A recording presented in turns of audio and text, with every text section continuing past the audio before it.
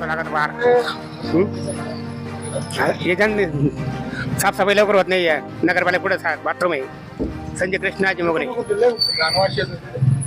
किती दिवस झाले या बाथरूम? काल केलं साफ त्यांनी, काल केलं साफ, तर डेली साफ होत नाही. त्याला लांब म्हणतो, त्याला जाळ्या बल्ब गेले चोरी ना, पण आता जाळ्याला बसवा आमचं म्हणणं आहे. त्याला बल्बाला जाळ्या बसवा आणि दरवाजा खिडक्याला बस.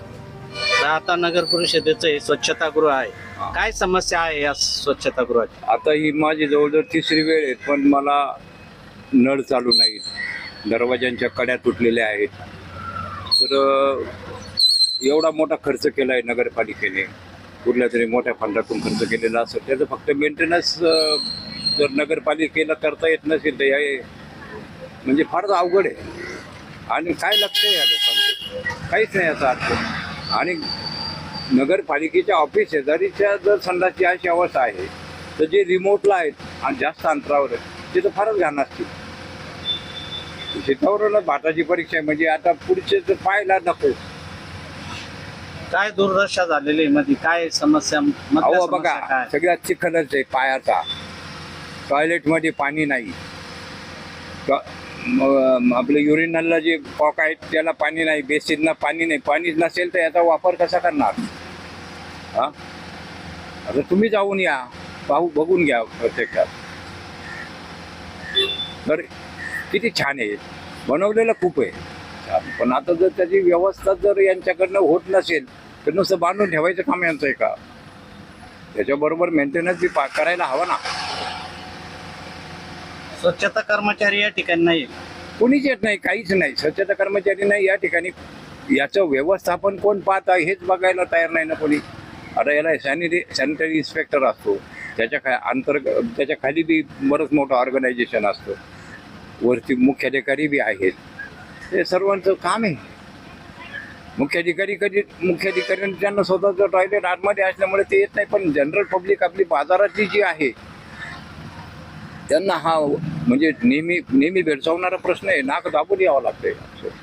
मुख्याधिकारी म्हणून तुम्ही अनेक नगर परिषदांमध्ये काम केलेलं आहे. हां यासाठी जे स्वच्छता कर्मचारी असतात हां याच्या बाबत काय नियम आहेत किंवा काय याचं व्यवस्थापन कोणी केलं पाहिजे? हेड ऑफ द डिपार्टमेंट म्हणजे हेड हा मुख्याधिकारी आहे. तर यांनी रोज एक राऊंड पाहिजे. आपल्या शहरामध्ये आपले शौचालय आहेत, रस्ते आहेत, काही ठिकाणी आता याचं पाणी साठलेलं असतं, काही ठिकाणी असं म्हणजे. आणि नागरिकात मिसळले तर नागरिकही त्यांच्या समस्या मानतील ना त्यांच्या पुढं. रोज एक राऊंड पाहिजे, निदान 1 तास मुख्याधिकाऱ्याने गावामध्ये राऊंड मारला पाहिजे. आणि आपले सफाई कर्मचारी बरोबर सफाई करतात की नाही हे त्यांच्या पाठीमागे त्यांनी निदर्शनास आल्यानंतर त्यांच्यावर जागेवर कारवाई केली पाहिजे. किंवा लोक वेळेवर आले पाहिजेत. ते काम त्यांचं आहे. त्यांच्या अंडर बराचसा मोठा स्टाफ आहे, त्या स्टाफचा त्यांनी पुरेपूर वापर केला पाहिजे. वेगवेगळे डिपार्टमेंट आहे, ज्याला त्याचं काम नेमून दिल्यानंतर कामं व्यवस्थित चालले पाहिजे. कारण ही स्थानिक कारभार पाहणारी संस्था आहे. कशासाठी निर्माण केली की स्थानिक लोकांची स्थानिक लेवलला कामं व्हावी.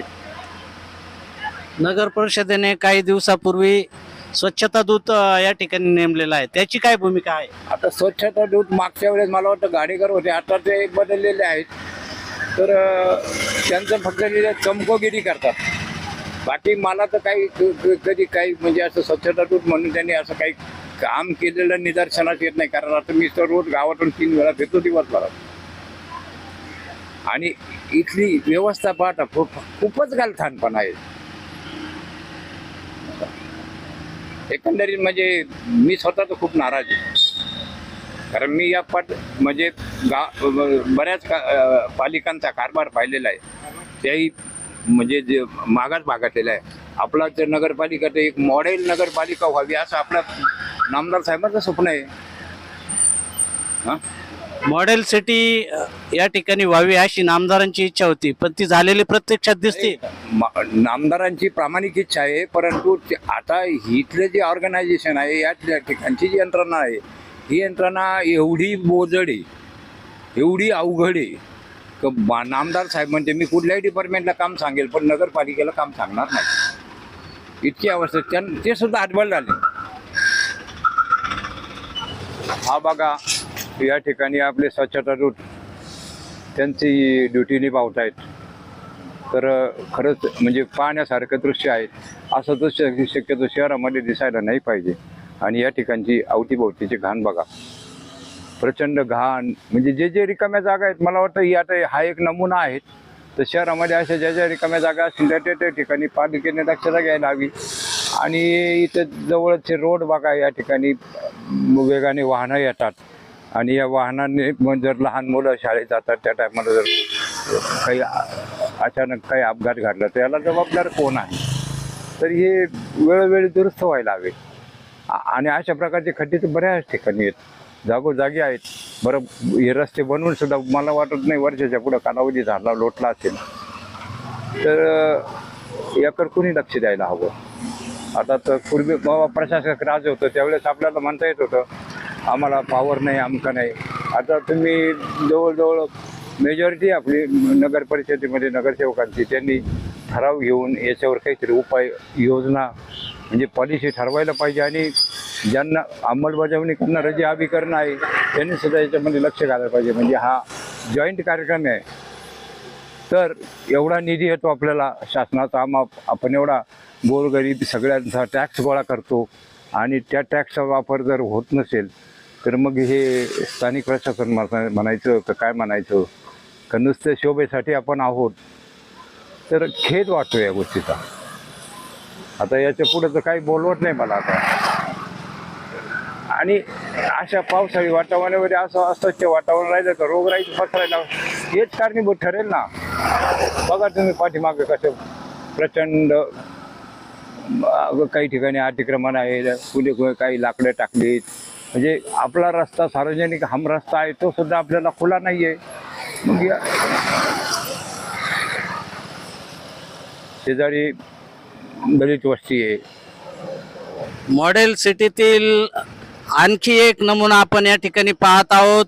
या ठिकाणी गुळवे साहेबांनी आज राहता स्वच्छतेकडे विशेष लक्ष दिलेलं आहे.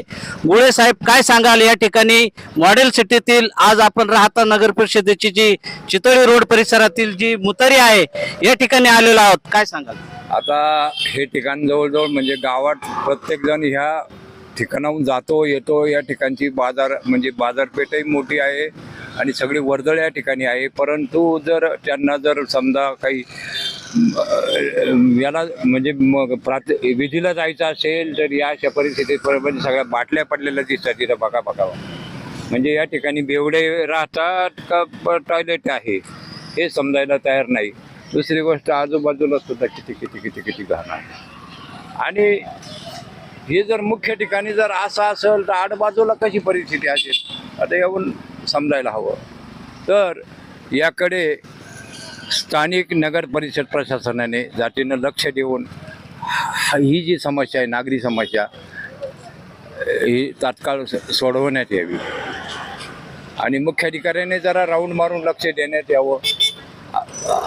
अध्यक्ष सदस्य यांनी सुद्धा एक फेरा मारायला हवा. कारण आपल्या शहरामध्ये बाहेरचे आता जवळ शिर्डीला येणारी लोकही राहते उन्हात जातात. त्यामुळे ही घाण पाहून ते म्हणतील अरे बाबा, मला सुद्धा म्हणतील विदर्भातील लोक तुमची शहरं कशी आहेत, फक्त पैसा बनवणारीच आहे का, इथं स्वच्छता पाळायची नाही का? आणि सार्वजनिक आरोग्य विशेषतः पावसाळ्यामध्ये, कारण साथीचे रोग जादा येतात. त्यामुळं आता 4-5 वर्षापूर्वी करोना काळ आला होता, त्या काळात किती लोकांनी सहन केलं आहे, अजूनही सहन करायचंच का? आणि 2 वर्षापूर्वी आपल्या पालिकेला स्वच्छतेचं पारितोषिक मिळालं. मग त्या पारितोषिकाच्या पैशाचं केलं काय तुम्ही? त्याचा विनियोग याच गोष्टीसाठी करायला हवा होता.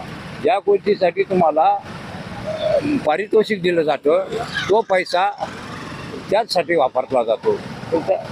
तो वापरायला हवा होता. याचा अर्थ याचा वापर केलेला दिसत नाही. आता तो पैसा कुठे गेला याला मला खोला जायचं नाही, परंतु याकडे लक्ष द्यायला हवं. गुळवे साहेब, पूर्वी या ठिकाणी राहता शहरात ठिकठिकाणी स्वच्छतेचे जे काही डबे निर्माण केलेले होते, केर कचरा गोळा करण्यासाठी या ठिकाणी डबे निर्माण केलेले होते, त्या डब्यांचं पुढं काय झालं? आणि हरित क्रांती आणि वसुंधरा जे अभियान आहे ते महाराष्ट्र राज्य सरकारने लाखो रुपये यावर खर्च केलेला आहे. नगर परिषदेला देखील निधी आल्याचं कळतं, काय सांग? तर एक काळ असा होता का ठिकठिकाणी डस्टबिन होते, परंतु आता आपण गावात फेरफटका मारला तर सर्व कोणीतरी गायब केले. आता याच्यावर लक्ष ठेवणं म्हणजे नगर परिषद प्रशासनाचं काम होतं.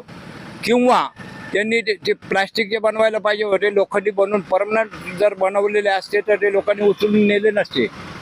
तर अशा प्रकारे मग किंवा पर्यायी व्यवस्था नगर परिषदेने आतापर्यंत करायला हवी होती. याकडे त्यांनी तात्काळ लक्ष द्यायला हवं, जातीनं लक्ष घालायला हवं. कारण हा शहराच्या आरोग्याचा प्रश्न आहे, जनतेचा प्रश्न आहे.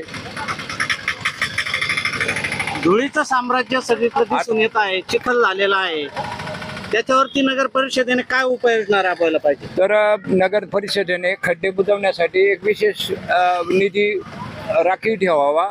जिथे जिथे खड्डे पडतील त्या ठिकाणी तात्पुरत्या स्वरूपात का होईना थोडी मुरूम खडी याचा वापर करून ते खड्डे तात्काळ बुजवण्यात यावे, जेणेकरून पाणी साठणार नाही.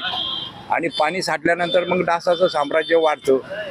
तर खरं म्हणजे खबरदारी घेणं तर त्यांचंच काम आहे. परंतु आपल्याला पुन्हा पुन्हा या गोष्टी सांगाव्या लागतात, म्हणजे सांगणे बरे वाटत नाही आता माझ्यासारख्या माणसाला. 2025-26 जी सार्वत्रिक निवडणूक झाली, निवडणुकीमध्ये विखे गटाला मोठ्या मताधिक्याने या जनतेने या ठिकाणी मतदान केलेलं आहे.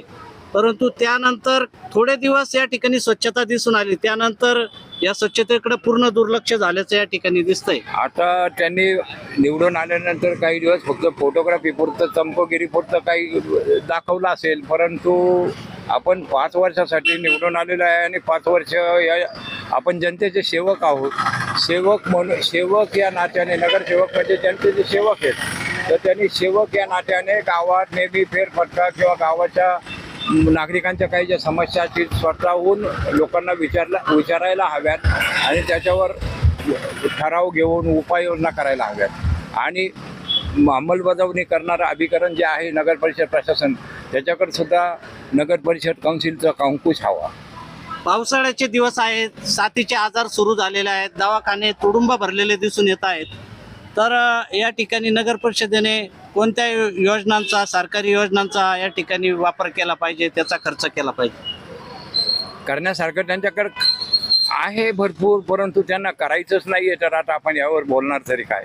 नक्कीच या ठिकाणी गुळवे साहेब जे आहेत ते मुख्याधिकारी होते. त्यांनी अनेक नगर परिषदांचा कारभार देखील पाहिलेला आहे. त्यांच्या अनुभवानुसार या ठिकाणी नगर परिषदेला शासनाकडून वेळोवेळी मोठ्या प्रमाणात निधी उपलब्ध होतो, परंतु नगर परिषदेला या ठिकाणी कामच करायचं नाही अशी त्यांनी खंत व्यक्त केलेली आहे.